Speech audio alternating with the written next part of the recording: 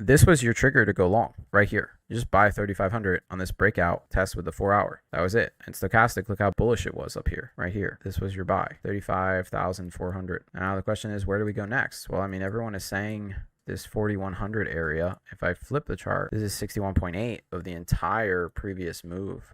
So this is your next zone. Bitcoin, craziness, crypto. Bitcoin is going absolutely crazy. Our indicator, our main indicator at TRI, the breadth indicator, has actually been embedded. We got a long signal way back here, and we rode that up all the way up to here. And the signal's been embedded, the slow signal at least, has been embedded in the 100 area for days now.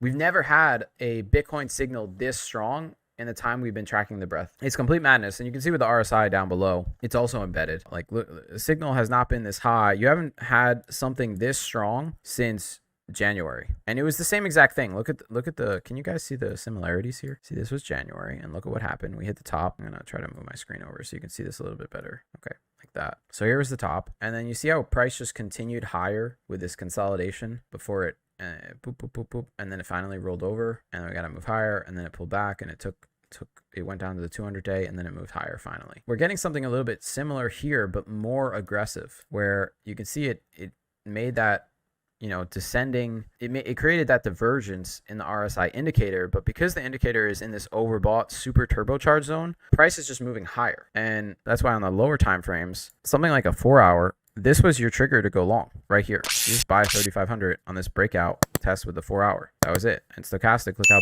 bullish it was up here, right here. This was your buy, 35,400. Now the question is, where do we go next? Well, I mean, everyone is saying this 4,100 area. If I flip the chart, I should flip it, honestly. This is 61.8 of the entire previous move. So this is your next zone. And that's all kind of Bitcoin's doing. Like, this was your zone before, right? You were in this zone, and we're just leaving that zone, and we're going to the next zone. And where is the next zone? The next zone, looking at previous price action, is right here, right there. So that's the next zone that we're basically entering now, and Bitcoin may just sit in that zone and play in that zone until it then either breaks down or moves higher again. You know, I can push into this zone, or maybe it gets rejected. We do have a 9 here. Something to note, on a 3-day, we have a 9. And on a weekly chart, we have a 9. That's a bit concerning. When was the last time we had a 9 on Bitcoin?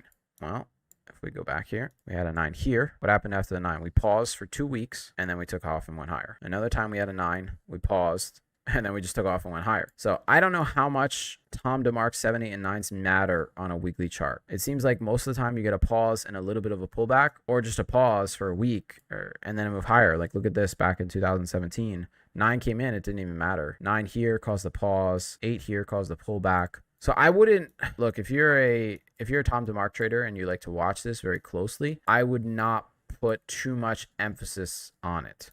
I wouldn't, because it's come in so many times, and it hasn't worked on a weekly chart that well.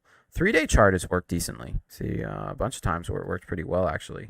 Right here, right here, here. Here it didn't work. Here it didn't work. Here it didn't work. So don't put all your faith in something like a Tom DeMark indicator. Even though it's flashing warnings, it doesn't mean anything when you have an RSI that's embedded in the uptrend and is basically not going to stop. Also, I think we do have a significant amount of people still trying to short, so it's just squeezing those shorts, and it's going to keep doing that until pretty much, I think, we're over 38,000 at least 38,000. It needs to get over that. It might tag this 61.8. It's just a big number. You can see how we tagged the 50% and pause there. Kind of been going level to level. I'm going to delete this so you guys can see this. All right, can you see how it's just been going level to level? Here's the 38.2, and down here is your 0.236. Just it essentially just plays in these zones. So now it's in 38.2, and then it came up to the 50%.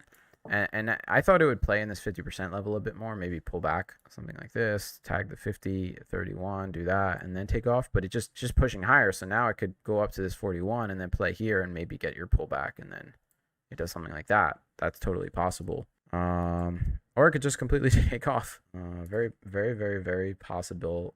Real possibility with crypto. You can never be 100% sure about what's going to happen. We do have this parallel channel to the upside that has been semi-respected down here. You can see. Let me try to make it a little bit cleaner here. Yeah, this would be about the cleanest. Right, like that. That would be a more conservative one. So this parallel channel might explain why price was rejected here. And that's kind of the uptrending channel that we're in at this point. Let's see if I can go to like a weekly chart. Be very interesting if this turns into a 5-wave series, and this was wave 1 right here. And that would mean wave 3 would be potentially going all the way. There you go. Wave 3 could go all the way up to 52,000. And then you get your wave 4, and then wave 5 is like up here at 60 something old highs, and then it all rolls over. That would be interesting if that was the case. I'm not saying it is, but this is a pretty significant breakout and level for Bitcoin that's just happened recently. Look at this, right? So this is your consolidation area, and this is your breakout right here. The breakout happened on October 16th, and it's just been straight up since then. So you do have this parallel channel blocking things, but you have a massively bullish weekly chart.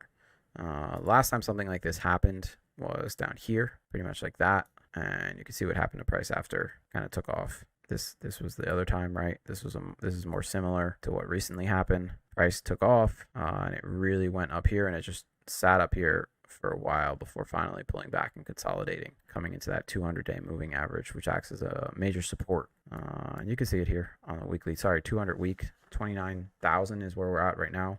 We got 21 people watching. Why are you guys talking? That's kind of what I'm seeing with Bitcoin. Just be careful up here. There is significant divergence. It can stop, but it can also just keep going. This is one of the hardest things to deal with. If you miss the initial run up, you need to be very careful once we're up here, and this is where you can start taking profits and things like that.